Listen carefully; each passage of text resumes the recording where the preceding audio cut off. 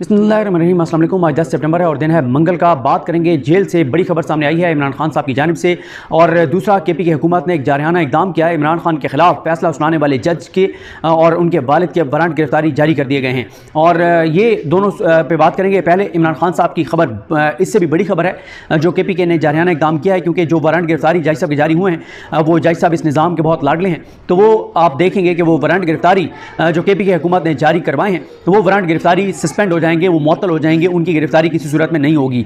लेकिन इमरान खान साहब ने क्या कहा है अडयाला जेल में? इमरान खान साहब ने कहा है कि सारी पार्टी को हदायत है कि अब इस्टेब्लिशमेंट से कोई बात नहीं करेगा। इस्टेब्लिशमेंट ने हमें धोखा दिया है। इस्टेब्लिशमेंट ने मुल्क की खातिर 22 अगस्त का जलसा मुलतवी करने की दरख्वास्त की थी। 22 अगस्त के जलसे के लिए हमारे काफिले भी निकल चुके थे। 8 सितंबर के जलसे की तारीख भी इस्टेब्लिशमेंट ने दी थी, जिसके लिए एनओसी भी दिया गया। 8 सितंबर के जलसे में भी हमें धोखा दिया गया। याह्या खान ने अवामी लीग और मुजीबुर रहमान को भी इसी तरह धोखा दिया था। मुजीबुर रहमान से भी एक जानिब बातचीत कर रहे थे तो दूसरी जानिब उनके खिलाफ ऑपरेशन का प्लान बना रहे थे। हमारे साथ भी 9 मई को यही किया गया। इनकी पहले से तैयारी थी, इसलिए 10,000 लोगों को 24 घंटों में उठा लिया गया। इमरान खान साहब कह रहे हैं कि 9 मई की पहले से तैयारी थी कि वाक़या करवाया जाएगा, फिर 10,000 लोगों को उठाया जाएगा, और पहले से लिस्टें तैयार थी, सारा कुछ। और आज तक उसका इमरान खान कहते हैं कि फेयर ट्रायल नहीं हुआ। आज तक इमरान खान कहते हैं कि सीसीटीवी फुटेज सामने नहीं आई।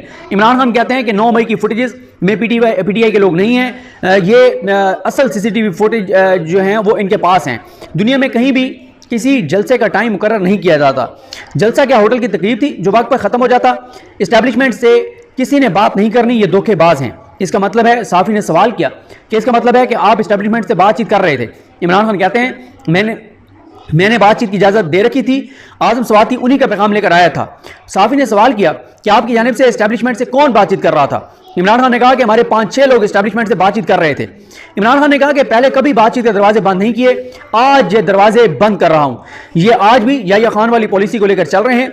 21 सितंबर को लाहौर का जलसा हर सूरत करेंगे। आला अदलिया से दरखास्त है कि जमहूरियत और कानून की बालादस्ती को बचाएं। मुल्क में इस वक्त गैर एलानिया मार्शल लॉ है, इजाजत देते हैं या नहीं? 21 तारीख को लाहौर का जलसा करेंगे। कौम को कहता हूं कि जमहूरियत और कानून की बालादस्ती के लिए सड़कों पर निकलने की तैयारी करें। काजी फाइज ईसा को लाने के लिए जो है वो पैकेज लाया जा रहा है। साफ़ी ने सवाल किया कि काजी फाइज ईसा ने तो तौसील लेने से इनकार कर दिया है। इमरान खान ने कहा कि मैं मानता ही नहीं कि काजी ने इनकार कर दिया है, ये कानून साजी हो रही है, उसी को लाने के लिए हो रही है। कौम पुरअमन एहतजाज की तैयारी करे, आइन हमें पुरअमन एहतजाज का हक देता है। कोई जेल भरने से ना घबराए, जेल का खौफ दिल से निकाल दें। मैं भी 14 माह से इसी जेल में हूँ। कौम ने कुर्बानी ना दी तो कोई मुस्तकबिल नहीं होगा। मैं आज से एस्टेब्लिशमेंट समेत किसी फरीक से भी मुज़ाकरात के दरवाजे बंद कर रहा हूँ। ये बातचीत के नाम पर धोखा दे रहे हैं। ये जानते हैं कि काजी गया तो इलेक्शन धांधली खुल जाएगी। अली मीन गंडापुर को कालात इन्होंने उठाया। साफ़ी ने सवाल किया कि किन्होंने उठाया अली मीन गंडापुर को? इमरान खान ने कहा कि एस्टेब्लिशमेंट ने उठाया अली मीन गंडापुर को। एक सूबे के वज़ीर आला को उठाकर आप नफरतें बढ़ा रहे हैं। केपीके के वज़ीर आला के साथ ऐसा करके मुल्क को तबाही की तरफ ले जा रहे हैं।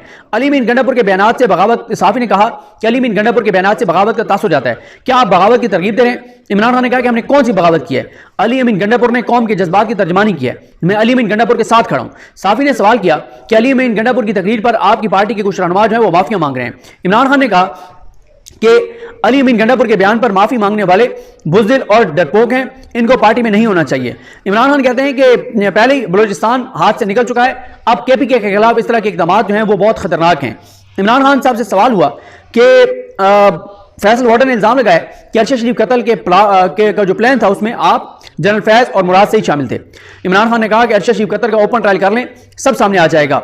और अच्छा, यहाँ पे मैं एक चीज़ बताऊँ, एक पिटीशन हामिद मीर साहब लेकर गए, और हामिद मीर साहब एक पिटीशन लेकर गए, और जब वो पिटीशन वो लेकर गए इस्लामाबाद की कोर्ट में कि अरशद शरीफ साहब के केस की जुडिशल इंक्वायरी करवाई जाए, और उससे पहले अरशद शरीफ साहब का केस सुप्रीम कोर्ट में मौजूद है, पेंडिंग है, जिस मैच में उमर बंदियाल साहब थे, इजाजुल हसन साहब थे, मज़ाहिर अली अकबर नकवी साहब थे।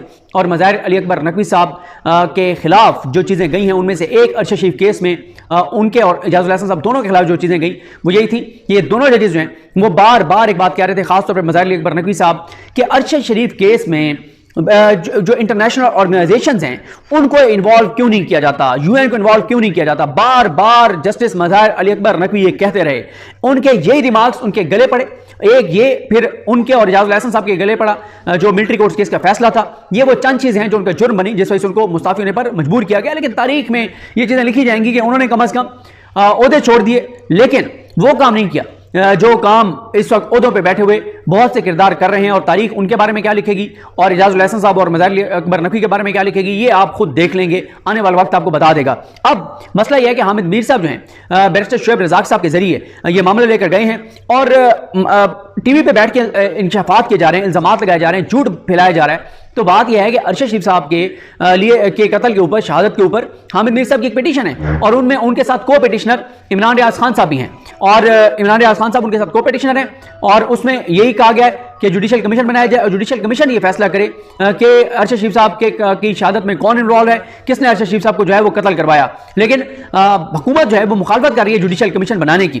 تو اگر ارشد شریف صاحب کے قتل میں، شہادت میں عمران خان، جنرل فیض اور مراد سعید ہیں، تو یہ تو بیسٹ موقع ہے، آپ عامر فاروق صاحب سے جوڈیشل کمیشن بنوائیں اور اوپن ٹرائل کروائیں، لائیو دکھائیں، تاکہ عمران خان منطقی انجام کو پہنچے، مراد سعید منطقی انجام کو پہنچے، جنرل فیض منطقی انجام کو پہنچے۔ لیکن یہ سب چیزیں کسی اور وجہ سے ہیں، اور یہ اصل معاملے سے، مدعے سے توجہ ہٹانے کے لیے ہے۔ عامر فاروق صاحب نے، شعیب رزاق صاحب نے، بیرسٹر شعیب رزاق صاحب نے بہت زبردست دلائل دیے، اس پر فیصلہ محفوظ کیا ہوا ہے، اور آج تک عامر فاروق صاحب نے وہ فیصلہ نہیں سنایا کہ جوڈیشل کمیشن بن سکتا ہے نہیں بن سکتا، وہ بنا رہے ہیں یا نہیں بنا رہے۔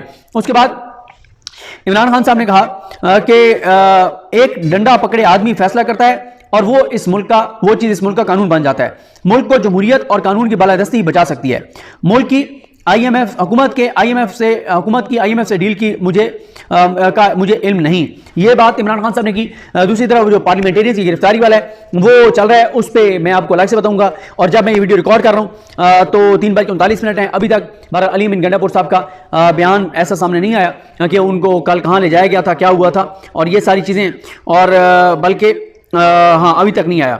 اور اس لیے اب آگے چلتے ہیں۔ جو عمران خان صاحب کو پہلے کیس میں سزا سنانے والے جج ہمایوں دلاور، جن کا معاملہ 3 بار اسلام آبادی کورٹ میں آیا تھا، تینوں بار عامر فاروق صاحب نے ان کے پاس بھیجا تھا، ہمایوں دلاور صاحب کے پاس، انہوں نے توشہ خانہ فوجداری کیس میں عمران خان کو سزا سنائی تھی، ادھر انہوں نے سزا سنائی، ادھر عمران خان صاحب کو جو ہے وہ زمان پار سے گرفتار کر لیا گیا، اور جس طرح سے گرفتار کیا گیا وہ آپ سب کو یاد ہے۔ تو ان کے زمین کے معاملات تھے، 2 نمبری تھی، ان کے وارنٹ کی گرفتاری اور ان کے والد کے جاری ہو گئے۔ یہ بڑے اچھے طریقے سے ایکسپلین کیا ہے بریگیڈیئر ریٹائرڈ مصدق عباسی صاحب نے، جن کے پاس کے پی کے میں احتساب کی ذمہ داری بھی ہے، اور انہوں نے کیا کہا ہے یہ آپ ذرا سنیے۔ انہوں نے بہت زبردست انداز سے یار محمد خان نیازی جو ہیں، جو سی ایم کے کوارڈینیٹر ہیں، انہوں نے سی ایم علی بن گنڈا پور صاحب کوارڈینیٹر ہیں، انہوں نے یہ کلپ شیئر کیا ہے، اور ذرا سنیے کہ بریگیڈیئر ریٹائرڈ مصدق عباسی صاحب کیا بتا رہے ہیں۔ بسم اللہ الرحمن الرحیم۔ Brigadier Muhammad Musaddiq Abbasi, special assistant to chief minister on anti corruption. آج کا کیس ہمارا ایلیٹ سوسائٹی کے خلاف ہے جو کہ بنو میں ہے، اور یہ کیس ہمارا دلاور خان ولد غلام محمد، ان کے بیٹے ہمایوں دلاور، صادق دلاور اور رجسٹرار تاج ولی کے خلاف ہے۔ 1976 میں دلاور خان نے سینئر سول جج کے سامنے ایک کیس جس میں ان کے خلاف غلام حسن عرف کالا کے خلاف کیا کہ کیونکہ اس زمین پہ میرا قبضہ ہے لہذا یہ زمین جو ہے میرے نام کی جائے۔ یہ ماضی زمین ہے، ماضی زمین اس کو کہتے ہیں جہاں سے دریا پیچھے چلا جاتا ہے، اس کو شاملات بھی کہتے ہیں، اور ریور پروٹیکشن ایکٹ سیکشن 3 کے تحت اس ماضی زمین کے 200 فٹ کے ایریا تک آپ کسی قسم کی کنسٹرکشن نہیں کر سکتے۔ آپ کو اگر مالکانہ دیا بھی جاتا ہے تو آپ اس میں صرف کاشت کر سکتے ہیں۔ 1980 میں کورٹ نے آرڈر پاس کیا، اور جب آرڈر پاس ہوا تو یہ 176 کنال زمین جو ہے دلاور خان کے نام کر دی گئی۔ یہاں پہ ہر چیز بالکل یہاں تک لیگل ہوئی۔ 24 جنوری 2023 کو انٹرم گورنمنٹ کے دوران دلاور خان بنگش اپنے 2 بیٹوں کو، ہمایوں دلاور کو اور صادق دلاور کو بطور گواہ لے کے جاتے ہیں، اور یہ جو ڈیسیژن ہے، جو ڈیکری ہے، اس کے اندر جعلی اندراج کرتے ہیں، اور 3 اضافی موزے جو ہیں جن کی ٹوٹل میجرمنٹ 39 کنال بنتی ہے، 39 کنال، وہ اپنے نام کروا لیتے ہیں۔ اب یہ ٹوٹل 199 کنال اور 16 مرلے شاملاتی زمین ہے، ماضی زمین ہے، جو اس سوسائٹی کا حصہ بنا دی گئی ہے، جس کی مالیت تقریباً 1.5 ارب کے قریب بنتی ہے۔ دوسرا جو این او سی دی گئی ہے، ہم اس کے خلاف بھی کارروائی کر رہے ہیں، کیونکہ پبلک ایٹ لارج کو چیٹ کیا گیا، ٹاؤن والوں نے این او سی نہیں دینی چاہیے تھی، بیکاز یہ سوسائٹی جو ہے وہ ہے ماضی زمین کے اوپر ہے، شاملات کی زمین کے اوپر ہے۔ ایف آئی آر درج ہو چکی ہے، ایرسٹ وارنٹ ہمیں چاروں کے چاروں مجرموں کے مل چکے ہیں۔ اس کے علاوہ صادق دلاور جو ہے وہ گیٹ 17 کے افسر ہیں اور چیف ایگزیکٹو افسر بھی ہیں اسی سوسائٹی کے. ایک افسر 2 جگہ پہ نوکری نہیں کر سکتا. END رول کے تحت بھی ہم ریکویسٹ کریں گے حکومت کو, ہم ان کے خلاف ایکشن لازمی لیں گے.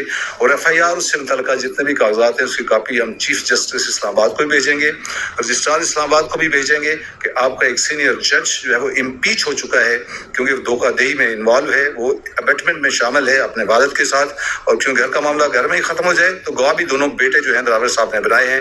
اور ہم سپریم جوڈیشل کونسل میں بھی یہ کیس ہم لازمی لے کے جائیں گے تاکہ ایسے جج ایسے لوگوں کی نشاندہی کی جا سکے جو عدالت عظمیٰ کے اتنے بڑے عہدوں پہ بیٹھے ہیں اور اس طرح کے ان کے معاملات ہیں.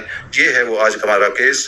FIR ہمارے پاس ہے اور اریسٹ وارنٹ ہمارے پاس کورٹ نے ایشو کر دیے ہیں, اور ہم اس پہ انشاءاللہ پوری تعلیمی کارروائی بغیر کسی جو ہے نا خوف اور خطر کے انشاءاللہ آگے بڑھائیں گے. السلام علیکم. یہ جی جج ہمایوں دلاور صاحب آج کل اسپیشل کورٹ کے جج ہیں, اور عمران خان صاحب اور بشرا بی بی کی جو توشخانہ 2 کیس ہے وہ FIA کو منتقل کیا گیا ہے. وہ ان کے سامنے دوسرے جج صاحب کے سامنے لگنا تھا, وہ چھٹی پر تھے, ان کے سامنے لگا ہے. انہوں نے کیس کو تفصیل سے سننے سے انکار کرتے ہوئے انہوں نے جسٹ کہا ہے کہ 16 کو انہوں نے کہا ہے کہ وہ جج صاحب آگے سنیں گے جو چھٹی پہ ہیں, اور انہوں نے وہ کیس نہیں سنا. اور یہ ہے جناب معاملہ اور ماجرا. چیزیں بڑی تیز سے بدل رہی ہیں, بڑی تیز سے ڈیولپمنٹس ہو رہی ہیں, تلخیاں بڑھ رہی ہیں, بڑی چیزیں آگے تیز سے بڑھ رہی ہیں. دیکھیں کیا ہوتا ہے پارلیمنٹیرینز کے حوالے سے گرفتار جو ہوئے ان کے حوالے سے نیکسٹ ویڈیو میں اپڈیٹ کرتا ہوں. مجھے اپنی دعا میں یاد رکھیں. اللہ حافظ. اللہ حافظ.